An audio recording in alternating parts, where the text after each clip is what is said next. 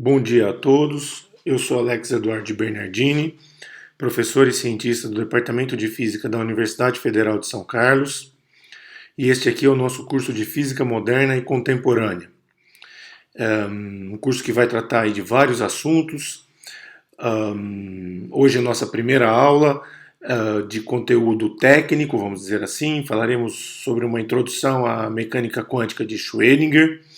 E o nosso curso vai tratar, ao longo aí de uma série de mais de 20 aulas, sobre diversos assuntos que vão contemplar as ideias inicialmente introduzidas por essas mentes brilhantes que são ilustradas nesta foto, numa conferência histórica que ocorreu em 1927, na cidade de Bruxelas, na Bélgica, onde vocês podem aqui observar figuras como Albert Einstein, no centro da foto, obviamente, mas Marie Curie, a única mulher na foto, né? Niels Bohr, Ernest Rutherford, Wolfgang Pauli, Paul Dirac, Max Planck, como não poderia deixar de ser, e outras tantas figuras importantes que, obviamente, não vou me lembrar aqui de mencionar. Naturalmente o Schrödinger está aí também, que é o tema da nossa aula. Mas antes de iniciarmos a aula, vamos a um breve resumo. Bom, no quadrinho que vocês têm aqui embaixo, tá certo? Vocês podem encontrar então uma organização das aulas que estão disponibilizadas para vocês assistirem. Corresponde a um total aí de 9 assuntos. Se considerarmos a aula anterior, que foi a aula inaugural, são 10 assuntos, onde eu falei sobre credibilidade científica e sobre as ferramentas que a gente tem para acessar os dados científicos que são produzidos aí pela comunidade científica mundial, tá certo? Fora essa aula, nós temos então mais 9 assuntos. O primeiro deles é uma introdução à mecânica quântica, em particular a teoria de Schrödinger. Teremos aí 2 aulas. Posteriormente, trataremos das soluções de Schrödinger, então das soluções da equação de Schrödinger, são mais 2 aulas. Na aula número 3, o átomo de hidrogênio. Uma continuação dessa aula, discutiremos também o momento angular. Na aula número 4, falaremos de spin e aplicações. Concluindo também com a discussão sobre as propriedades gerais dos átomos. Com isso encerramos essa introdução, que é bastante superficial, como eu disse, pela compactação do tempo. É difícil a gente poder tocar os assuntos com tantos detalhes, mas fizemos aí o possível para atingir um conteúdo mínimo, não é? Depois, no grupo 5, que está aí com o fundo rosa, falaremos de empacotamento de átomos e o problema de Kepler, que é uma discussão bastante interessante. Falaremos daí depois em condução de eletricidade em sólidos, com base nessas propriedades. Depois mudamos um pouco o escopo e entramos no universo aí em azul da física nuclear, né? Falaremos aí dos modelos nucleares, decaimento, fissão e fusão nuclear e tudo mais. Depois falaremos de uma descrição geral das partículas elementares, daria um pouco de ênfase à física de neutrinos, até porque eu trabalhei bastante nos modelos teóricos em física de neutrinos, então tenho um domínio de causa aí bastante apurado, e é uma área bastante interessante também.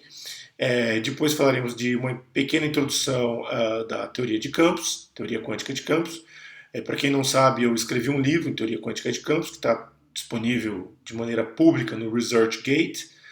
É um livro em 3 volumes, então tem ali um curso para 3 semestres de pós-graduação no curso de Física em Teoria Quântica de Campos, né? E aqui nós falaremos tudo em uma aula, que parece brincadeira, por isso que nós vamos nos concentrar nos aspectos históricos, né? Por fim, falaremos de Teoria de Grafos, que é uma concepção do Leonhard Euler, no século XVIII, e uma teoria muito bonita. Falaremos dos seus problemas elementares, né, e as suas aplicações hoje na física contemporânea. E finalmente entraremos aí no universo da astronomia e cosmologia, com uma descrição histórica, e depois com os modelos cosmológicos que se sucederam ao longo do tempo e culminaram no que a gente chama hoje de modelo cosmológico padrão, que permite descrever de maneira ainda incompleta o setor escuro do universo, e bem como de maneira completa as ondas gravitacionais, que foi a última grande descoberta experimental da cosmologia. E com isso, então, a gente fecha esse apanhado de assuntos para esse curso aí de Física Moderna e Contemporânea. Bom, então, se tratando da aula de hoje, nós vamos traçar o caminho aí das ideias da física quântica, da mecânica quântica, que culminaram na equação deste senhor aí, ainda jovem na época, né, o Erwin Schrödinger. Tá bem? Bom, tudo começou, por assim dizer, né, no final do século XIX e começo do século XX, quando o pessoal estava investigando a radiação do corpo negro e eles não conseguiam explicar os dados experimentais, né, da curva de radiação em comparação com a expectativa teórica. A curva teórica é esta curva que está em preto aqui no meu gráfico da direita, está escrito teoria clássica, né, esta formuleta em verde. Ela descrevia um comportamento da intensidade, né, em função da temperatura e do comprimento de onda, lambda, né, ela era linear com a temperatura e ia com o inverso de lambda quarta, essa previsão clássica. Entretanto, os dados experimentais não batiam com esse comportamento, né? Eles faziam uma curva ali e tinha um pico, né, que variava conforme a temperatura, né? Quanto maior a temperatura, maior era o pico. E o que descrevia isso? Isso descrevia a emissão de ondas eletromagnéticas, ou de luz, por assim dizer, dos corpos quando são aquecidos, né? Todo corpo emite uma gama de ondas eletromagnéticas, nem sempre no visível. Para emitir ondas eletromagnéticas, basta que o corpo tenha uma temperatura diferente do zero absoluto. Então, até as pessoas mortas emitem ondas eletromagnéticas, certo? Porque elas estão, na pior das hipóteses, na temperatura do solo ali, que é algo em torno de 0 graus Celsius, que seriam os 270 e tantos Kelvin. Né? Então, elas estão emitindo radiação eletromagnética. Como eu disse, basta que a temperatura seja maior do que o zero absoluto. Né? Mas é lógico que com os corpos aquecidos, eles acabam emitindo numa frequência que corresponde ao visível. Então aqui temos a lava de um vulcão, né, emitindo aí no comprimentos que vão do amarelo até o vermelho, e o indivíduo aí num espectro que não é do visível, né, isso é uma ilustração, mostrando aí que ele também emite ondas eletromagnéticas, né? Enfim, então o grande problema, um dos grandes problemas do final do século XIX era explicar o porquê dessa divergência entre o comportamento experimental e o comportamento teórico, né, do que a gente chama de espectro de radiação do corpo negro. Né? O corpo negro é aquele que absorve todos os comprimentos de onda, né? Essa é a definição de corpo negro. Né? Então ele absorve todos os comprimentos de onda e depois ele acaba aquecendo e emite. Né? Então nessa emissão a gente tinha essa divergência. Okay? Bom, era necessário explicar, né, isso daí. O porquê dessa divergência, né? Encontrar de preferência uma representação matemática para essas curvas aí, que eram, portanto, experimentais, né? E ao mesmo tempo que explicar essas novas curvas, era bom que essa expressão, caso fosse obtida, em algum limite, ela retornasse à previsão clássica, né? Porque para comprimentos de onda grandes, né? Crescentes, melhor dizendo, a gente sempre cai num comportamento assintótico, né? E que é reproduzido por essa expressão que é conhecida como lei de Rayleigh-Jeans, né? É, que utiliza de argumentos clássicos para que se derive a explicação para essa curva de emissão. Pois bem, e foi o Planck, esse cara aí, o Max Planck, alemão, que conseguiu, com um pouco de artimanha, né,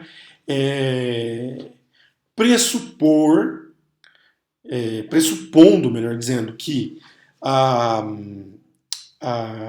as ondas eletromagnéticas e a luz eram emitidas na forma de pictórica, vamos dizer assim, de pacotinhos de energia. Ou seja, elas não tinham a possibilidade de serem emitidas num espectro contínuo, por assim dizer. Elas eram emitidas como pacotinhos múltiplos da frequência em questão. Então toda onda tem uma frequência, aqui ela é simbolizada pela letra nu, né? Então a energia seria igual a uma constante, que depois ficou conhecida como constante de Planck, que é esse Hzinho, multiplicado por nu, que é a frequência. O nu também pode ser escrito como c dividido por lambda. C é a velocidade da luz. Né? A gente sabe que velocidade por comprimento de onda é igual à frequência. Então ela também tem essa expressão. Nessa dedução, que é apresentada em detalhes no livro Física Quântica do Eisberg e Resnick, quem tiver curiosidade de olhar, porque isso é tema do curso anterior, né, de Física Moderna. Então vocês podem ver que ela pode ser deduzida e a expressão seria essa daí. Né? Essa expressão, ela então foi o espectro de radiação de corpo negro deduzido por Planck e ficou conhecido então como lei da radiação de Planck. Né? E, digamos, comparando com os dados experimentais, foi possível observar que o valor dessa constante seria algo em torno de 6,63, mais uns quebradinhos aí, vezes 10 elevado à potência de menos 34 Joule vezes segundos. Né? Joule vezes segundos, porque se você multiplica pela frequência, você vai ter a energia em Joule, né? Sendo a frequência dada em Hertz. Então, obtida essa expressão, analisando os limites dessa expressão, tanto o limite assintótico quanto o limite para a temperatura ou para aquela variável dentro da exponencial indo a zero, né? A temperatura indo a um valor muito alto, para que toda essa quantidade aí, Hc sobre lambda Kb é a constante de Boltzmann, vezes T, né?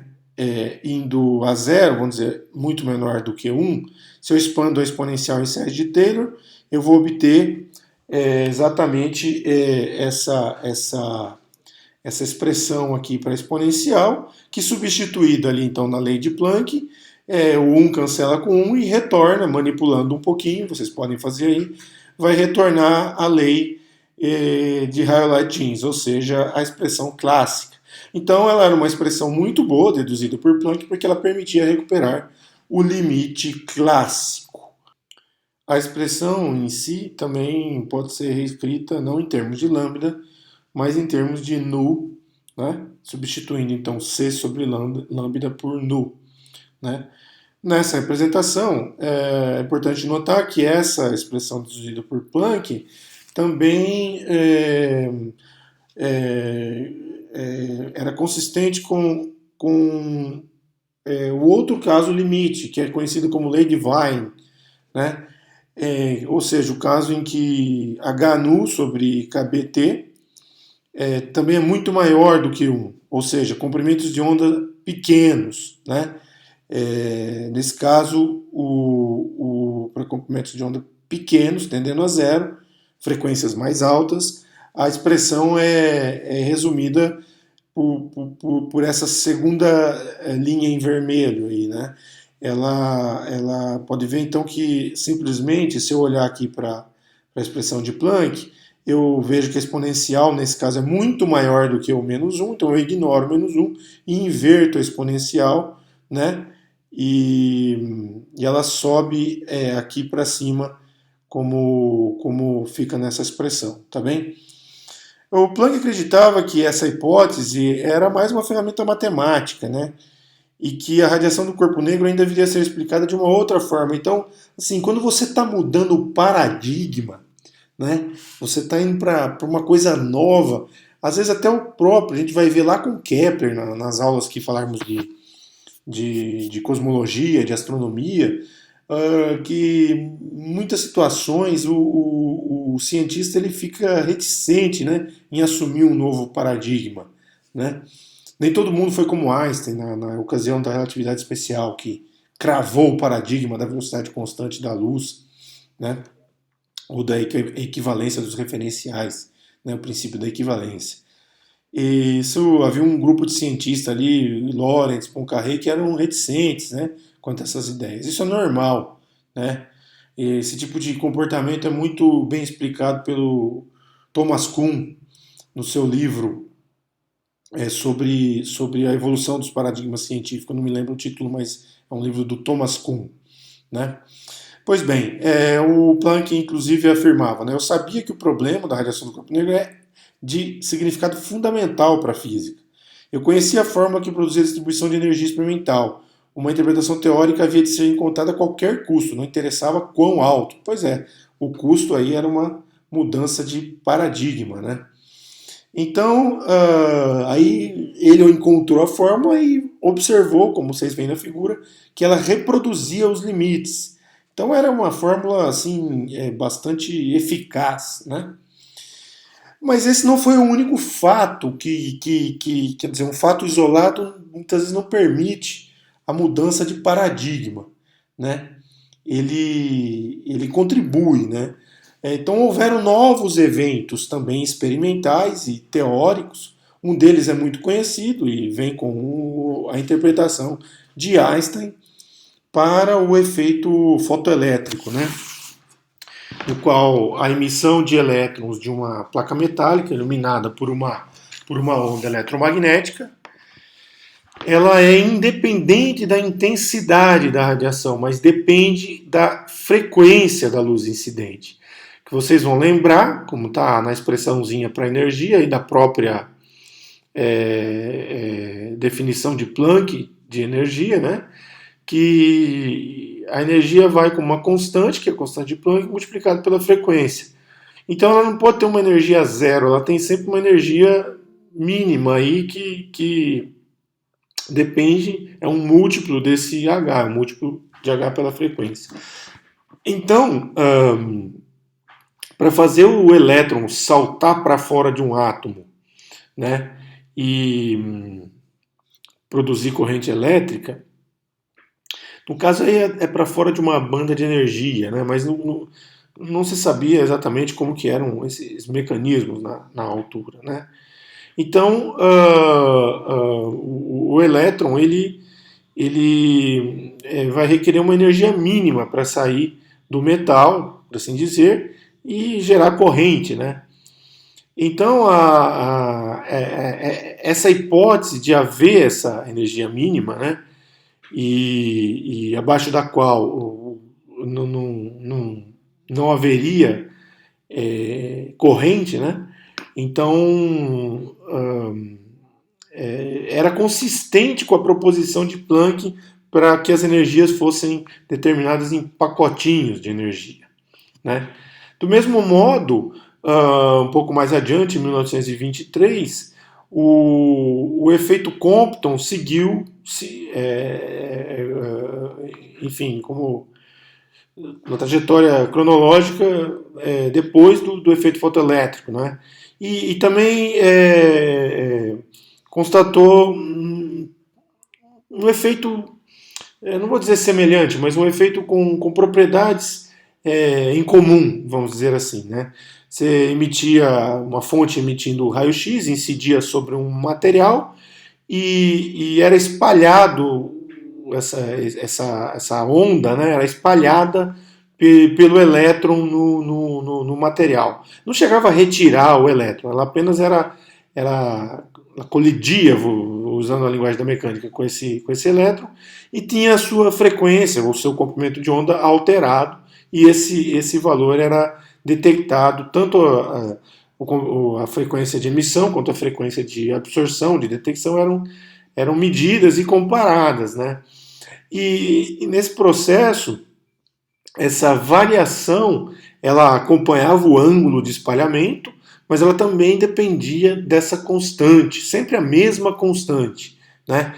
Numa expressão como nessa fórmula no retângulo aí, né?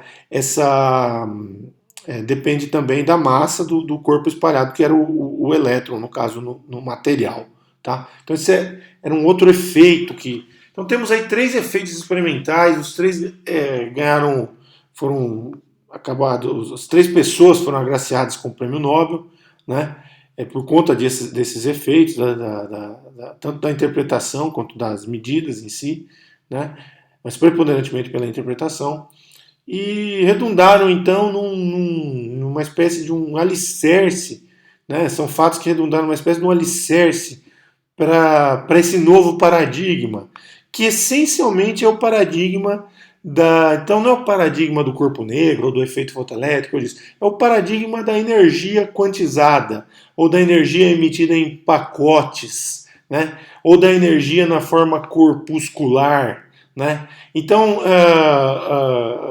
passou-se a cunhar esse corpúsculo de energia como fóton, né? Então as ondas eletromagnéticas, por exemplo, não seriam apenas ondas, mas exibiriam também um comportamento discretizado de partículas, né? De conjunto de partículas. Então, quem já fez aí o curso de Física 3 ou de eletromagnetismo e aprendeu a calcular a intensidade de uma onda, agora a intensidade de uma onda, além da forma eletromagnética de se calcular, também se calcularia pelo número de pacotes de energia, ou número de fótons. Então seria um fator N multiplicado por H nu, né? Seria um fator N multiplicado por aqueles pacotinhos de energia, né? E só que a coisa não parou por aí, né? Na medida em que estava se tentando dar esse caráter corpuscular ou discretizado para as ondas eletromagnéticas, esse camarada aqui, o Louis de Broglie, né, em 1924, ele questionou se o raciocínio contrário na direção oposta não seria viável, ou seja, tomar objetos, coisas que tinham um comportamento corpuscular, como por exemplo elétrons, e perguntar se eles também não teriam um comportamento ondulatório, né? Então, uma vez que os fótons agora eram a representação do comportamento corpuscular das ondas eletromagnéticas, não é? E exibiam propriedades diferentes, né, por serem corpusculares, né?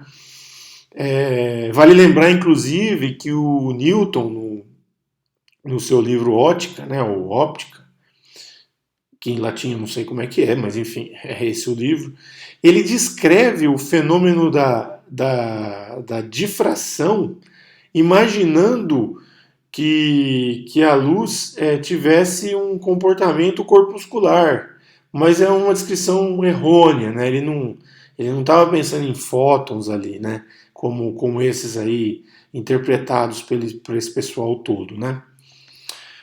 Mas bem, então o de Broglie, nessa ideia de fazer uma dualidade, né, uma dicotomia na interpretação onda-partícula, ele sugere o mesmo comportamento para os elétrons, né? Então, como eu estava dizendo, se o efeito fotoelétrico, a partir de um conceito de quantum de energia e da fórmula da energia de uma partícula relativística de massa de repouso nula, o fóton, né? O fóton não tem massa. Pode ser escrita como, aqui a expressão para a energia da relatividade especial de Einstein, né? E ao quadrado igual a mz ao quadrado c à quarta mais p ao quadrado c ao quadrado. né? Então, mesmo não tendo massa, a energia pode ser representada como P ao quadrado C ao quadrado, né? Essa é a energia do fóton, e que quantizada ela é igual a h nu. Aí o de Broglie pensou, pois bem, se vale isso para os fótons, por que não uma interpretação para os elétrons? Então ele pegou essa igualdade, E igual a PC, que é igual a h nu, e escreveu o P como sendo h nu sobre C, que também é o H sobre lambda. E disse, qualquer coisa que tiver momento linear pode também ser escrito aí como algo que dependa de um comprimento de onda ou de uma frequência, né? Então ele trouxe essa relação de de Broglie, que é a relação entre o momento linear e o comprimento de onda, ou o momento linear e uma frequência, quando a gente conhecer a velocidade da partícula, né?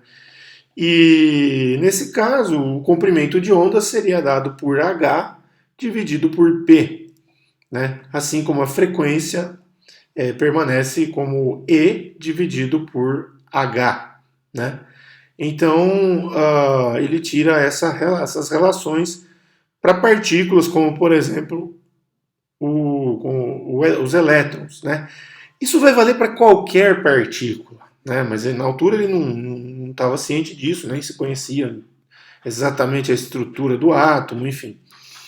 Mas vai valer para qualquer partícula. E é interessante notar que se o momento linear for muito grande, esse comprimento de onda ele vai tender a zero, ele é muito pequeno, porque o H já é muito pequeno, o H é da ordem de 10 a menos 34, no caso de unidade de sistema internacional, né? Então, Joule vezes segundo, se o momento for em metros por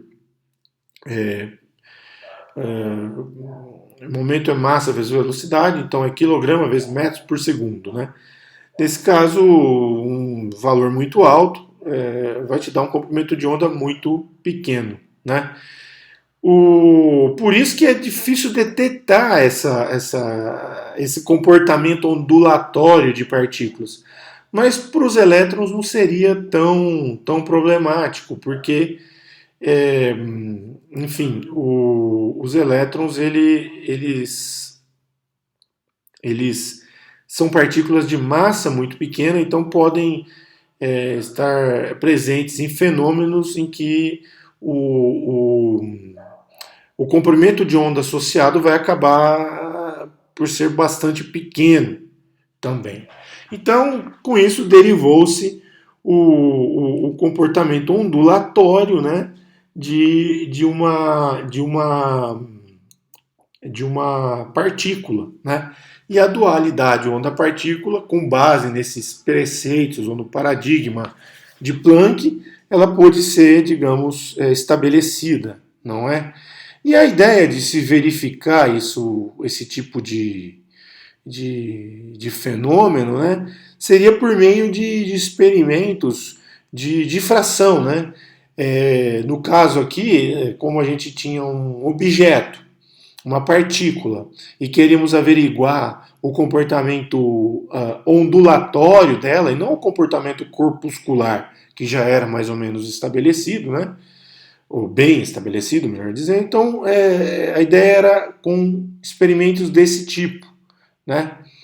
E aqui o que esse experimento indica? Ele indica uma partícula descrita por aquilo que a gente chama de pacote de ondas, né?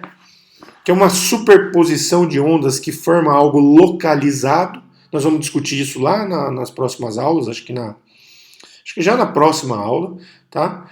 E então é algo que quando sofre uma passagem por uma fenda ou por duas fendas, ele vai estar sujeito tanto à difração quanto à interferência, que são fenômenos notadamente ondulatórios.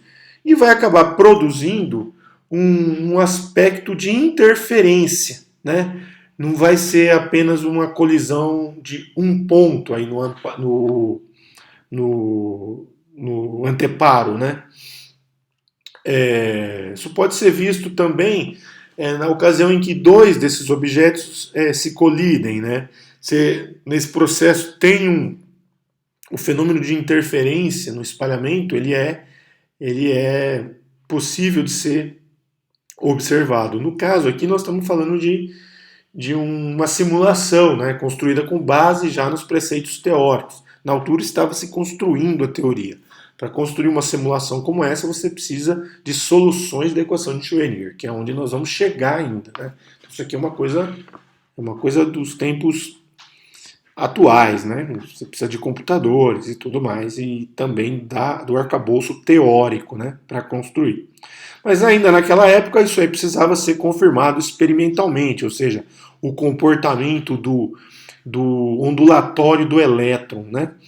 Mas para poder atestar esse comportamento ondulatório, eu precisava construir uma rede de difração onde os espaçozinhos ali, onde se vai produzir o efeito de difração, né?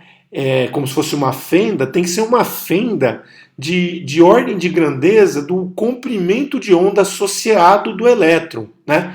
E que comprimento seria esse? Seria o seu H dividido por P, né? O P é calculado aí não relativisticamente, né? Nós não vamos estar tratando de elétrons relativísticos, portanto. Nós não, né? Esses camaradas aqui, o Davidson e Germer, e depois o Thomson, né?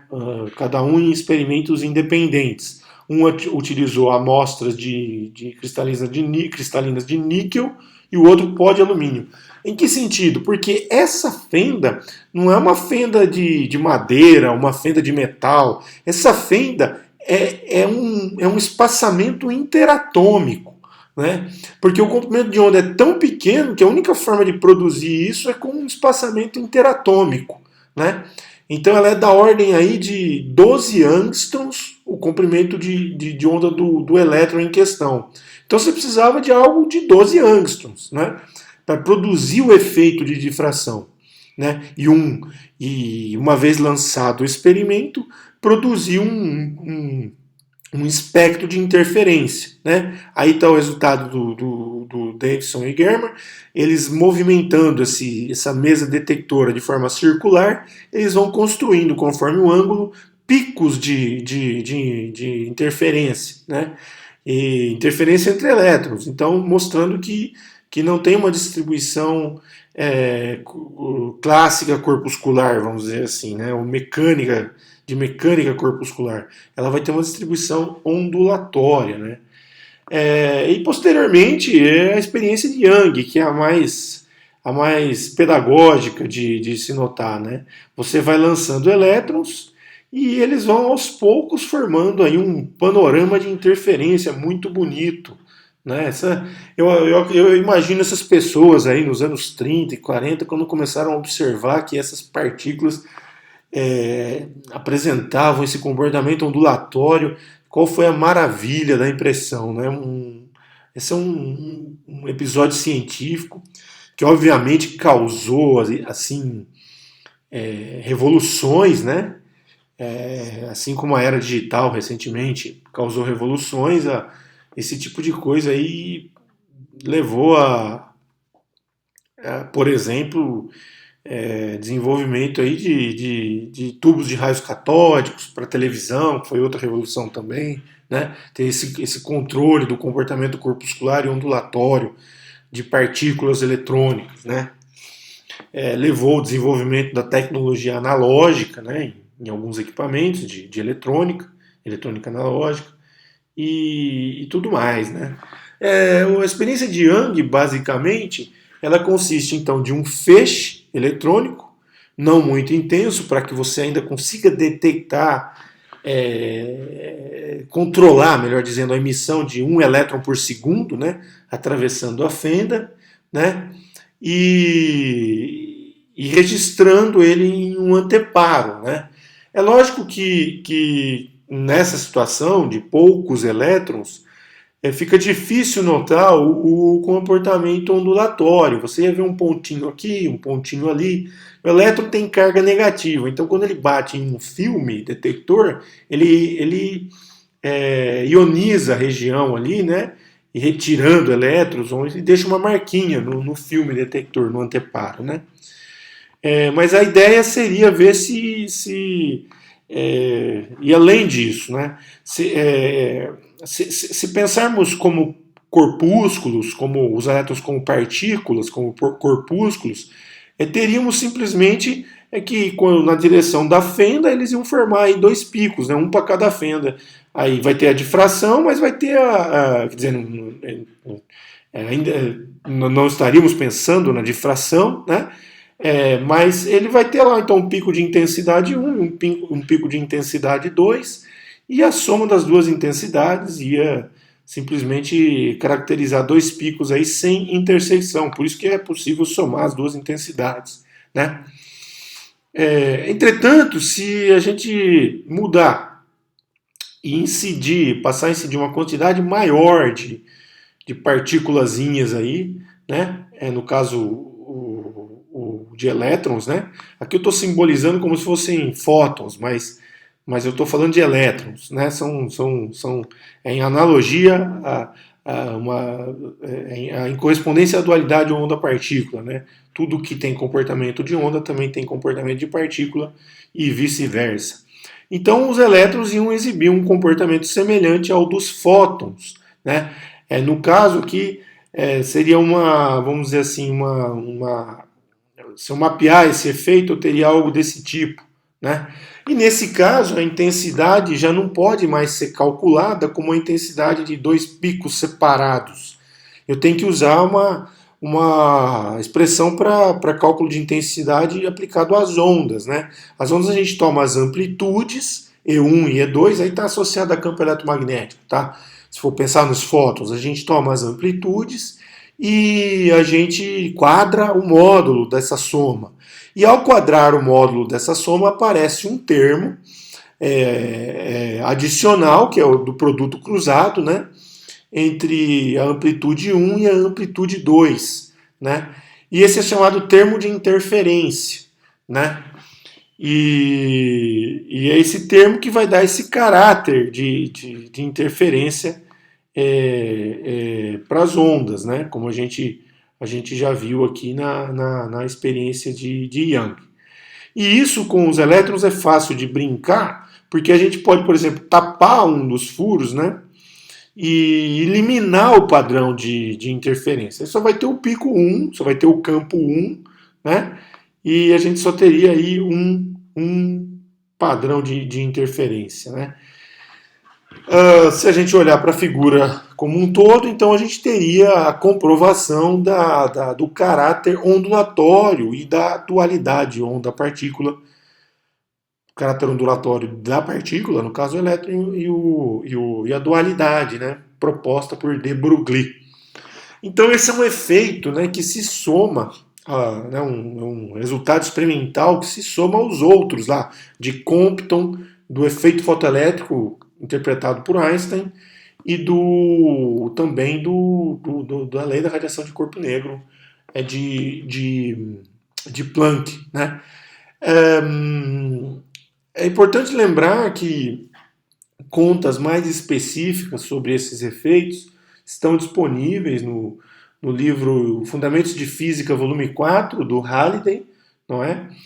E também no livro de Física Quântica do Eisberg e Resnick, que é um livro com um pouquinho mais de profundidade.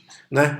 Esse período costuma ser chamado de período da física quântica, do ponto de vista pedagógico. Né? Mas a gente, nesse período, começa a ter a evolução da mecânica quântica. Né? O nome mecânica advém de algumas similaridades com a mecânica analítica, no seu formalismo. Mas ainda não vamos entrar nisso agora, tá? Mas é só para fazer um resumo aqui dessa primeira parte, dessa aula, que na verdade é uma busca aí de uma revisão para aquilo que se vê no curso de Física Moderna, né? Não é no curso de Física Moderna e Contemporânea. Aqui nós queremos chegar lá na estrutura um pouco mais matematizada da mecânica quântica, né? A ideia de operadores e tudo mais. Né? Mas ainda assim, todos esses processos, eles evoluíram, né?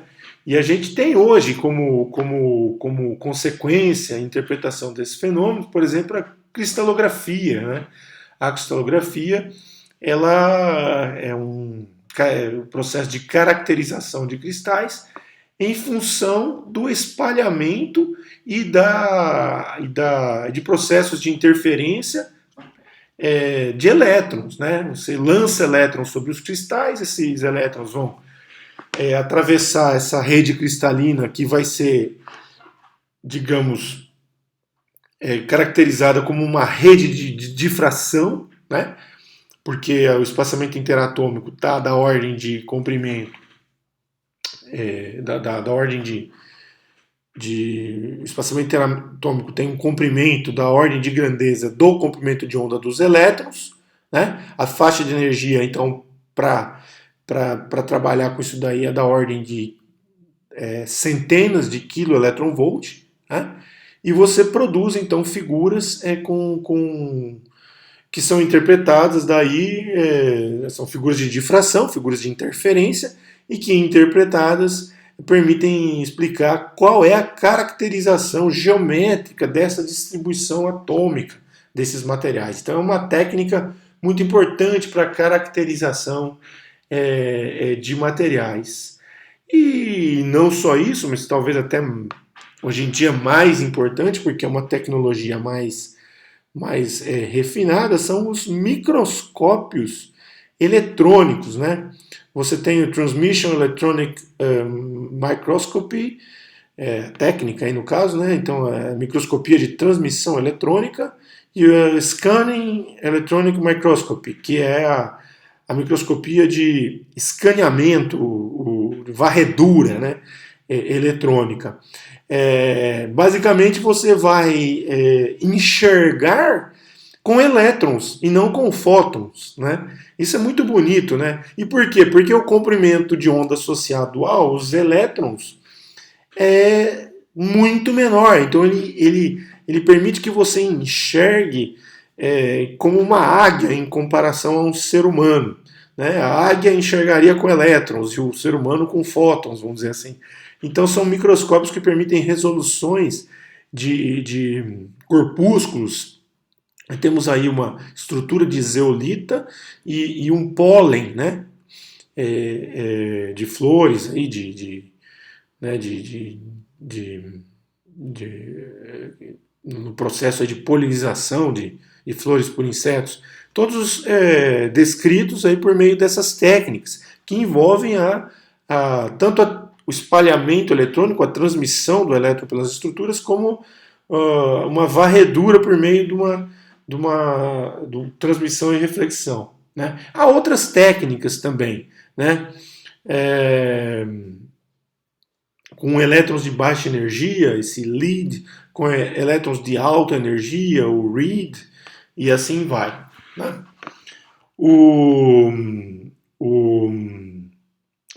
Aqui temos também a foto de um poliovírus também, né? Então a gente pode ver a estrutura aí de objetos como o coronavírus, que é uma das coisas atuais. Temos aqui uma foto colorida, o colorimento dela aí é artificial, mas ela sendo atingida aí por uma gama aí de coronavírus, né? Atingindo uma célula humana. Essa foto foi feita recentemente, né? Enfim, são situações então que estão presentes aí já, né? Ainda hoje, né? Tecnologia, o conceito é o mesmo, mas a tecnologia evoluiu. Agora, então, concebido todo esse universo aí da física quântica, dos experimentos, né? E digamos assim, na certeza de que partículas exibem um comportamento ondulatório, né? Assim como fótons, que são ondas assim como a luz, que é uma onda eletromagnética, exibe um comportamento de fótons que tem uma discretização em forma de pacotinhos de energia, ou seja, um caráter também corpuscular, não é? Conhecendo essas informações e atestando esse novo paradigma, que é o paradigma da discretização da energia, né? Os cientistas, nomeadamente os teóricos da época, né, começaram então a imaginar como construir a matemática mais robusta, né, da descrição desses fenômenos. Né? E para fazer isso, eles lançaram mão então de uma correspondência ou de uma analogia com os fenômenos ondulatórios que se conheciam aí já desde o século XIX, né, com as equações de Maxwell, com o comportamento dos campos elétricos, magnéticos ou do próprio campo eletromagnético, conhecido por vocês aí muitas vezes como potencial vetor, né? Então os fenômenos ondulatórios, quaisquer que fossem, né, eles até então, né, na gama dos aspectos eletromagnéticos, tinha sua evolução temporal descrita por uma equação de onda, né, que é uma equação que tem uma derivada à segunda no tempo, que é essa primeira contribuição da equação, e do qual se subtrai o Laplaciano, que é o nabla ao quadrado. Eu vou falar do nabla mais adiante, tá? Então isso aqui está em 3 dimensões, não é? E é a equação de onda, né? Do comportamento ondulatório, que é possível de ser resolvida, né? A gente vai falar um pouquinho dela, né? Os fótons, como eu mencionei, então satisfariam essa equação, essencialmente, né? Já se conhecia. São as ondas eletromagnéticas e a teoria de Maxwell, né? Vale lembrar que dessas soluções saem os aspectos de comportamento ondulatório para descrever refração, para descrever difração e interferência em geral, né? Nas linhas de baixo aí em preto estão, por exemplo, a intensidade de uma onda eletromagnética é proporcional ao módulo ao quadrado do campo elétrico. O módulo ao quadrado é o produto, no caso de um vetor, né, o módulo ao quadrado é o produto escalar dele com ele próprio. Se essa quantidade for imaginária, né, um número complexo, é o produto dele, produto escalar dele pelo seu complexo conjugado, né, de forma a retornar um valor real, né. E, naturalmente, a intensidade não é simplesmente, se eu falar de duas ondas eletromagnéticas, uma onda de número 1 e uma onda de número 2, cada uma com intensidade I1 e I2, a intensidade total não é simplesmente a soma das intensidades. Ela corresponde ao quadrado da soma modular, né, ao quadrado do módulo da soma dos vetores de campo elétrico, no caso aí, né? Que resulta, então, num quadrado de E1, do módulo de E1, mais o quadrado do módulo de E2, seria I1 mais I2, em azul, mais o termo de interferência, né?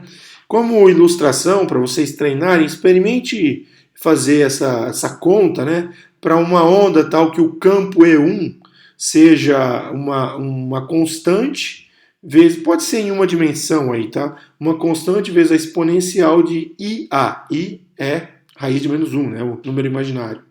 E E2 seja igual a B exponencial de menos IB. Se você fizer essa conta, você vai ver que vai dar... o resultado vai ser uma constante mais um termo que multiplica uma função cosseno, né?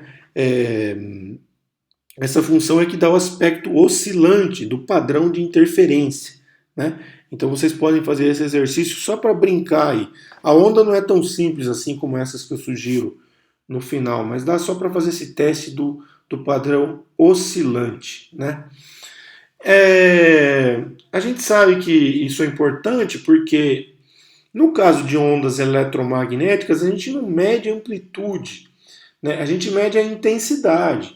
Então é importante saber como a intensidade depende da amplitude, né? E esses objetos aí que compõem o cálculo da intensidade, o campo elétrico, mas também pode ser calculada em termos de campo magnético e de campo eletromagnético, ou seja, pode ser em função de E, como em B ou em A, porque estão todos relacionados, né? Mas sobretudo em termos de E e B, né? Campo elétrico e campo magnético, né? Isso é um instrumento paradigmático que emerge a partir do paradigma dos campos, né? Então não são quantidades propriamente medidas. O que é medido é o efeito delas na interação, quando a gente tem uma carga elétrica atraindo outra carga elétrica ou repelindo, ou na própria propagação da onda eletromagnética, né? E o fato de termos aí uma solução de uma equação linear, perceba que ela. Por que a equação é linear? Porque ela é aplicada em E linear. Não tem E quadrado, nem log de E, nem cosseno de E. Ela é aplicada em E, então é uma equação linear, né? De segunda ordem, né? Então é uma equação diferencial de segunda ordem, uma equação diferencial parcial, porque tem derivadas parciais na jogada, em relação ao tempo e em relação à posição, que a gente vai falar do Laplaciano lá adiante. Então, é uma equação diferencial parcial de segunda ordem linear, né? E para esse tipo de equação de onda, a gente conhece as soluções. E essas soluções, por ser uma equação linear, obedecem o princípio da superposição, que é exatamente o que a gente estava falando sobre os campos. Se o campo E1 é solução e o campo E2 também é solução, então a soma dos campos também é solução, tá certo? Então um E também é solução daquela equação. Então um E total, aí não é a intensidade, tá? É o E, é o campo. O E total também é solução da equação de onda, né? Então é possível encontrar essa combinação linear sempre que necessário para, por exemplo, calcular a intensidade, né? Então o fato é que, retornando agora à dualidade onda-partícula, não é?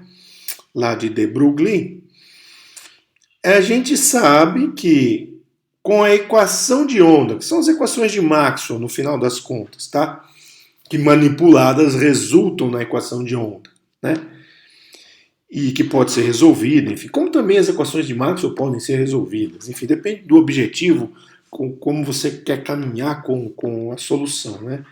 Mas a ideia do campo elétrico, né, que dá uma amplitude associada a uma intensidade, nós temos todo o caráter ondulatório de uma onda eletromagnética livre, né? Na interação com matéria vai ter alguns aspectos ali, mas isso não muda. O que está nesse quadro aí em azul não muda. Ora, mas então se queremos assumir essa dualidade onda-partícula, como que ficaria essa caracterização de onda para partículas, né? A gente tem uma equação de Maxwell também, naturalmente não é de Maxwell, porque não são ondas eletromagnéticas, né? São ondas de elétrons, por exemplo, ondas de prótons, se for o caso, ondas de nêutrons, né? Ondas de coisinhas maiores, de átomos. O que serão essas coisas? Então, qual será a equação que vai permitir, através da sua resolução, que se encontre esse comportamento ondulatório, né? E qual é a quantidade que eu vou obter dessa solução? O que eu vou resolver? Vai ser um campo elétrico, como é para uma onda eletromagnética? Eu não sei, né? Então são duas coisas que precisavam ser entendidas, ou talvez criadas, do ponto de vista teórico, né? Para que se permitisse obter todo o caráter ondulatório de uma partícula, né? E foi aí então que surge a ideia, dentro dessa analogia, se eu tenho uma amplitude de onda, né, eu vou ter uma função de onda, o nome que se deu para fazer essa associação, né? Então, dado uma partícula, que pode ser o elétron, mas tem uma correspondência com o fóton, né? No sentido, para o fóton, qual seria a função de onda? Já tem lá, é o campo elétrico, tá? vai ser o campo elétrico, ou o campo eletromagnético, na verdade, se a gente for para uma quantização do fóton numa teoria um pouquinho mais completa, que a teoria de Schrödinger, por exemplo, né? Mas antes disso, então, a própria teoria de Dirac, na verdade, que é anterior a de Schrödinger, né? Quantizar, então, a energia de sistemas eletromagnéticos de uma forma mais à la mecânica quântica. Mas então, na construção dessa ideia, teríamos que ter uma função de onda, que vai ser válida para as partículas, mas por conveniência também tem que ser válida, ter uma correspondente válida para o fóton, né? E esse objeto, então, essa partícula seria descrito por uma amplitude de probabilidade, né? Que se quadrada vai te dar uma probabilidade, né? Assim como a amplitude de onda, se quadrada, vai te dar uma intensidade, né? Então essa amplitude de probabilidade seria descrita por uma função de onda que tem que obedecer também o princípio da superposição, para que o comportamento ondulatório seja consistente, né? Então, assim como o E1 mais E2 vai te dar um E, que eventualmente vai ser solução da equação de Maxwell, o Ψ1 e o Ψ2 vão te dar um Ψ que todos vão ser soluções de uma mesma equação, né? E o quadrado dele, né, vai te dar nos mesmos moldes que o quadrado do campo elétrico te dava uma intensidade resultante, isso aqui vai te dar uma distribuição de probabilidades resultante, né? Aí começa uma mudança muito assim drástica na interpretação da física, né? Que a gente deixa de ter uma interpretação determinística para passar a ter uma interpretação probabilística, né? Essa ideia de interpretar partículas como ondas faz com que a gente perca a noção de localização corpuscular em favor de uma interpretação de distribuição de eventos, como se dá a distribuição das franjas de interferência, né? Os eventos agora não são mais localizados na posição, eles sofrem de uma espécie de fenômeno de interferência mesmo, em que vai provocar uma distribuição de localizações, um padrão tal qual se eu incidir um elétron, um único elétron, uma única partícula, um único corpúsculo, num aparato difrator ou num aparato de interferência, no anteparo, onde é que vou detectar esse elétron? Depende da ocasião que eu fizer a medida. Numa determinada ocasião eu vou detectar num ponto, numa outra ocasião num outro ponto, e assim sucessivamente. Por quê? Porque existe uma distribuição de probabilidades mais ou menos homogênea, oscilante, de eu encontrar ele em determinados conjuntos de pontos. Mas se vocês lembrarem das franjas de Young, vocês vão ver que tem regiões que você nunca vai detectar o elétron. E tem regiões que a probabilidade sempre vai ser possível detectar um elétron. Então você passa a ter um comportamento probabilístico e não determinístico, né? Você vai ter um padrão ondulatório para coisas corpusculares. E esse padrão vai ser descrito matematicamente por este objeto, a função de onda, né? Que vai carregar toda essa informação, né? Da distribuição de probabilidade envolvida, né? Uma distribuição de probabilidade tem que respeitar alguns princípios estatísticos. Um deles é que a soma total de probabilidades dá 1, né? É uma soma aí de quantidades fracionárias menores do que 1, né? Ainda que irracionais muitas vezes, mas a soma tem que dar 1, né? Então a integral sobre em 3 dimensões, aqui imaginando um experimento em 3 dimensões, né, sobre todas as possibilidades no anteparo, tem que dar 1. Né? A distribuição de probabilidades integrada dá a probabilidade. Né? E a amplitude de probabilidade, que é a função de onda, quadrada, né, com módulo ao quadrado, ela vai te dar a distribuição de probabilidades. Tá certo? E nesse contexto, vale lembrar também foi introduzido por Werner Heisenberg a mecânica matricial, que vai levar a uma interpretação de Born, né, para a função de onda. Então essa interpretação, tudo isso que eu descrevi aqui, ela é majoritariamente devida a Born. Mas nessa altura muitas conferências foram realizadas e as pessoas compartilhavam essas ideias e iam aprendendo umas com as outras, né? Born é esse sujeito aí da foto, tá certo? Então a gente passava a ter um cenário, né, de dualidade e complementaridade, né, porque a gente não conseguia depurar as duas coisas ao mesmo tempo, né? Então existiriam propriedades ondulatórias e corpusculares, elas coexistiriam enquanto propriedades, tanto para partículas quanto para ondas eletromagnéticas, partículas que também são ondas eletromagnéticas que também são partículas, no caso dos fótons, né? Mas elas não podem ser acessadas simultaneamente. É como quando eu tampo uma das fendas no experimento de interferência, né? Então aí eu paro de ver onda, comportamento ondulatório, para ver só partícula. Se eu passo a ver onda, eu não vejo mais partícula, né?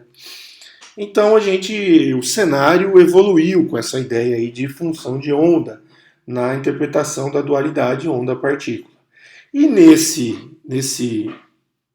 conjunto de informações, né, o Schrödinger, ele era uma das pessoas aí inteligentes aí participando dessas discussões todas, né? Em 1926, ele num seminário na Universidade de Zurich, justamente sobre esses conceitos, né, de dualidade onda-partícula e tudo mais, ele foi indagado por um estudante sobre como seria possível falar sobre onda, né, associada a um elétron, ou uma interpretação do elétron como onda, se eu não tinha a bendita equação de onda, né?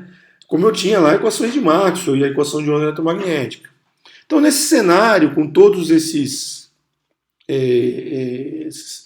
experimentos realizados, as interpretações, o Schrödinger ele anunciou que na nossa mecânica clássica talvez seja completamente análogo à ótica geométrica e por isso falha e está em desacordo com a realidade, né? Portanto, é preciso estabelecer uma mecânica ondulatória, né? Então, ou seja, se a gente simplesmente usasse os preceitos corpusculares da mecânica clássica nesse processo todo, tem muita relação com a ótica geométrica, que não é uma ótica ondulatória, né?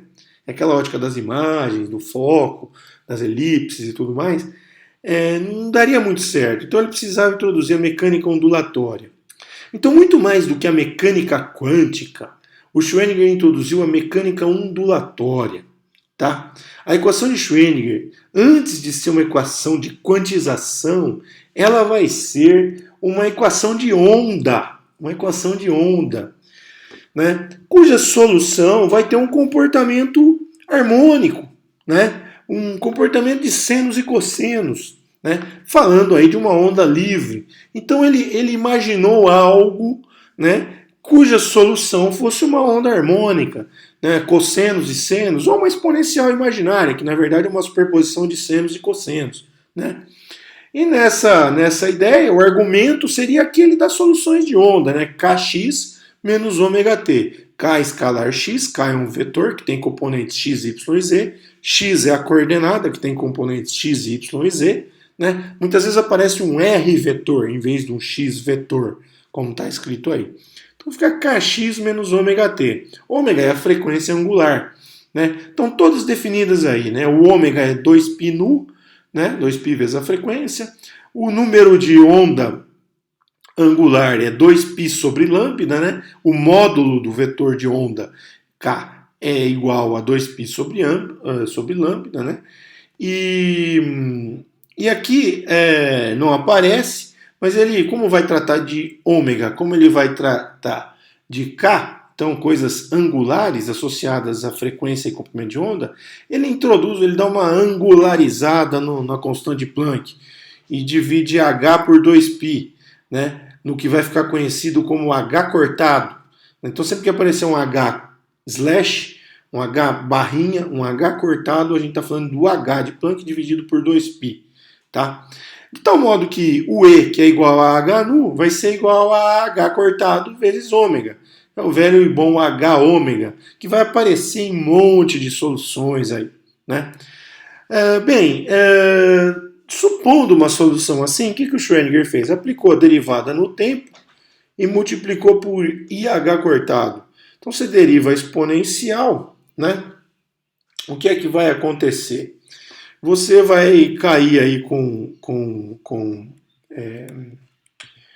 você vai cair aí aplicando o del t na exponencial, cai um menos i ômega, que está em vermelhinho aí, né? Menos i ômega. Aí você junta IH cortado com menos i ômega, o i com menos i dá 1, e sobra então o H ômega, né? Então fica H ômega. E o H ômega nada mais é do que o E. Então essa identificação permite notar que se eu aplicar IH derivada no tempo, ela pode ser identificada com a energia, né? Então um operador matemático identificado com a energia, pela simples operação nesta onda. Né? Eu posso fazer a brincadeira semelhante com uma derivada espacial. Né? Se eu fizer a mesma brincadeira com a derivada espacial, é um menos i. O menos é para arredondar o sinal. Tá? Menos IH cortado del x, o del x aplicado lá na solução, lá em cima, vai permitir cair um kx, né? Porque a derivada é só em cima do x. O y e o z eu estou deixando quieto por enquanto. Tá? Eu vou usar daqui a pouco. Então eu aplico aí um del x em cima do kx, do ikx, e cai o ikx, né? Como está em vermelhinho. Certo? Junto os termos e vai me dar um h barra kx. Só que o h barra kx, na verdade, o que é? É o h sobre lambda. Né? É um h sobre lambda que, então, portanto, corresponde aí a um momento px pela relação de de Broglie. Né? Então eu tiro isso. Se ao invés de aplicar del x, eu aplicar o operador como um todo, o operador laplaciano, o operador nabla, né? Laplaciano é o quadrado disso, não é laplaciano não, tá? O operador nabla, o que acontece? Tem uma componente del x na direção x, e o componente del y na direção y, e o componente del z na direção z. Eu aplico de forma vetorial, vai cair então um kx, vai cair um ky e vai cair um kz, todos multiplicados por i. Cada um na direção x, y e z. Portanto, dá um vetor k. E a expressão, então, da aplicação do nabla é um mais ik vetorzinho, que multiplicado aí, i com menos i dá mais 1 novamente, fica um hk barra, que vai dar um p barra, pela definição análoga do momento. Aí, né? Nesse caso, o que acontece? Eu posso quadrar esse operador e aplicar o Laplaciano.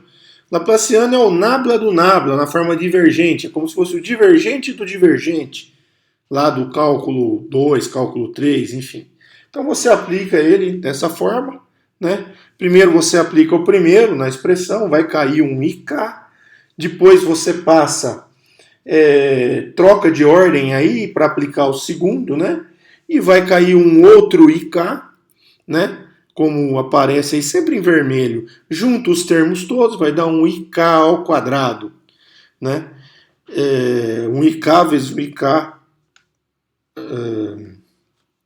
que corresponde então tem um fator menos 1, porque i com i dá menos 1 e cancela com o sinal de menos. Note que eu multipliquei por h quadrado H barra ao quadrado sobre 2m com sinal de menos, que está em azul. Eu mantive em azul aí, né? Então esse operador vai ter essa cara aí, ó. H cortado ao quadrado vezes K ao quadrado dividido por 2m, né? É o resultado dessa operação matemática, né? Então, resumindo aqui, o que nós fizemos nessas transparências? Nós fizemos duas operações matemáticas. Uma com a derivada temporal sempre sobre aquela exponencial, né? Voltando um pouquinho aqui, ó, sempre sobre a função de onda sugerida aí pelo Schrödinger para começar a tentar construir algo, né? É algo, então ele sugere algo com comportamento genérico de onda livre, oscilante, e aplica essas derivadas. A derivada no tempo resultou em E. E esse operador com a derivada no espaço, né, o laplaciano, quando multiplicado aí por menos h quadrado, h barra ao quadrado sobre 2m, resultou em h barra ao quadrado, k ao quadrado sobre 2m. Né? Pois bem, se vocês notarem, né,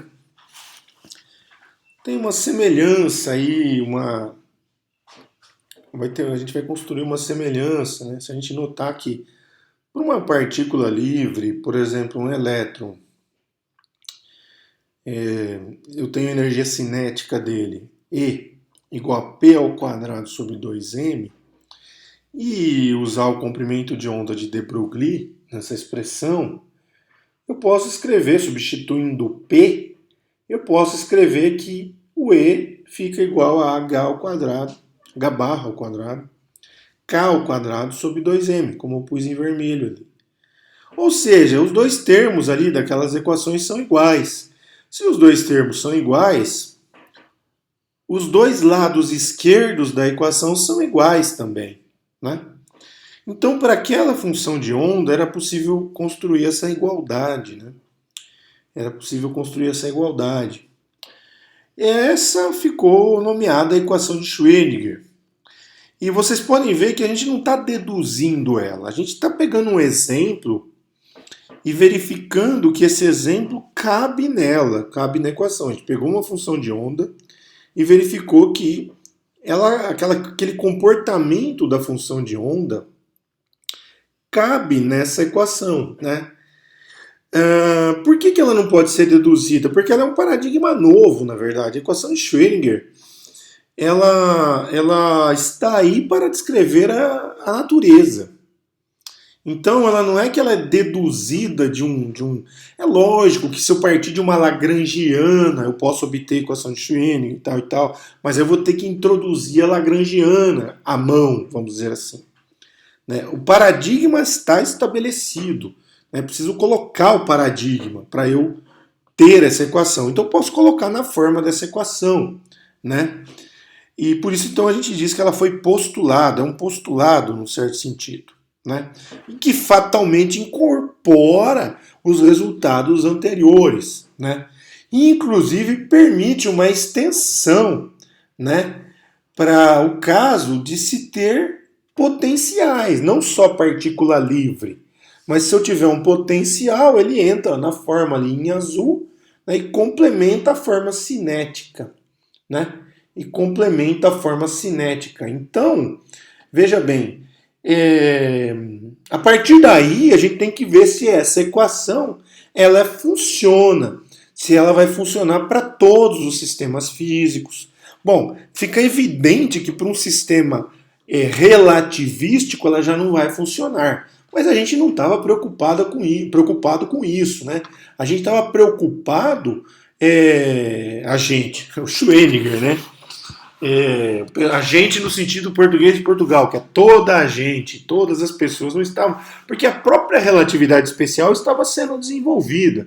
Então o pessoal ainda estava muito concentrado, focado na mecânica não relativística, na mecânica de energias mais baixas, né?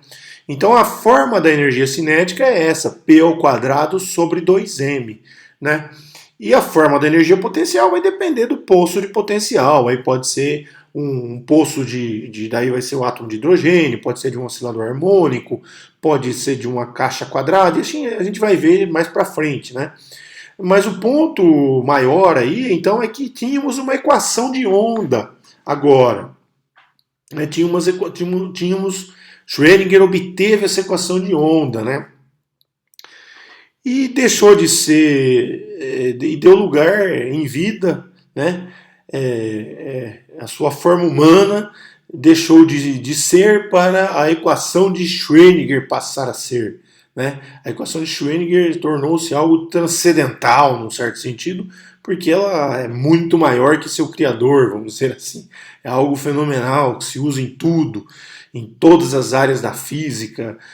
Mas ela não é apenas não relativística? Sim, mas ela serve de limite para casos relativísticos e assim vai. Então a equação de Schrödinger mas ela se aplica a uma partícula só? Não, mas ela pode ser utilizada para construir teorias de muitos corpos, para construir teorias de não lineares. Ela é uma equação linear, pode ver aí.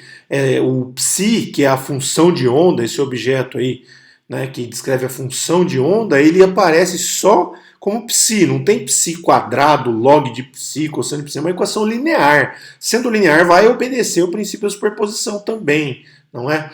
Então, temos aí todos os elementos que precisávamos, né, para agora, de forma matemática, atacar outros problemas. Né? Quando você tem a teoria concebida, descrita, escrita, fica mais fácil evoluir agora para experimentos, para resolução de problemas e tudo mais. Né?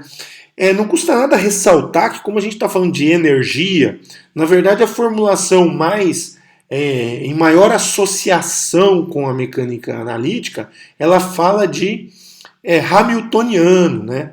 Então, como tem lá na mecânica clássica, analítica, a formulação do hamiltoniana, aqui a gente acaba por ter uma formulação hamiltoniana. Né? E assim como para a mecânica clássica, você vai ter pressupostos de simetria, você vai ter um rigor axiomático na construção da teoria, para a mecânica quântica também, não é só a equação de Schrödinger postulada, pronto e acabou. Não. Você temos ainda hoje pessoas trabalhando na parte axiomática, né, para entender os limites de aplicação dessa equação, se o limite clássico é só fazer o h ir para zero, não é bem assim, né? Por que eu estou dizendo isso? Eu ainda não disse os motivos, mas enfim, as limitações, então tem todas as nuances de um estudo mais do ponto de vista matemático mesmo, dessa estrutura. Né? Então, com esse resumo da equação de Schrödinger, nós chegamos a esse objetivo resumido dessa primeira aula, que foi a aula 1A. Né? Nós vamos continuar com essa aula, mas temos aí um panorama, então, de como Schrödinger chegou aí no postulado da equação de Schrödinger.